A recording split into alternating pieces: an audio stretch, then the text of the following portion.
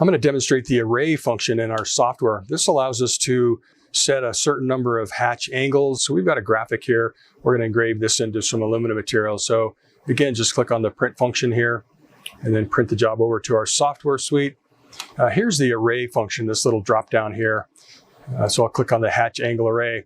This allows us to engrave different hatch angles. We can engrave up to 100 different angles. So if you wanted to do 100, you could set the increments of 3.6 degrees for a full 360, starting at 0 degrees, and then 100 count. That would give us 100 different hatch angles.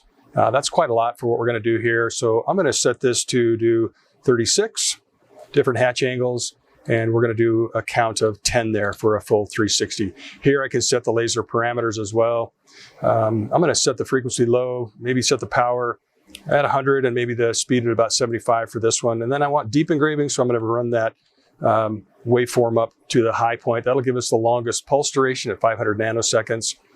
The hatch angle or the spacing looks pretty good there. So I can just save that. And you'll notice here that all of our hatch angles populate in the software suite, all 10 of them there. And then we've got our graphic all set up here. You can see it on screen. I might reposition that a little bit to make it square.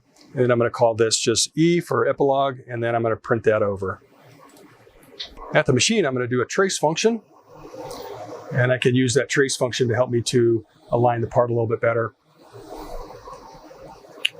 And we're ready to go. Actually going to move this down a little bit here. Put that right there. Turn the trace off. There's our job, and then we'll hit go.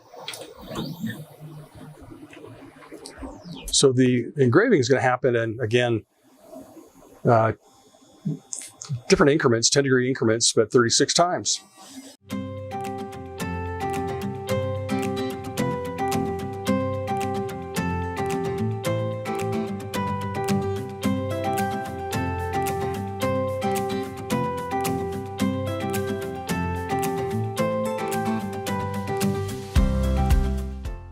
That's the hatch angle array function. Really handy for deep engraving. You don't have to go through the software and import all of the laser parameter of the hatch angles. You can just do it automatically through hatch angle array.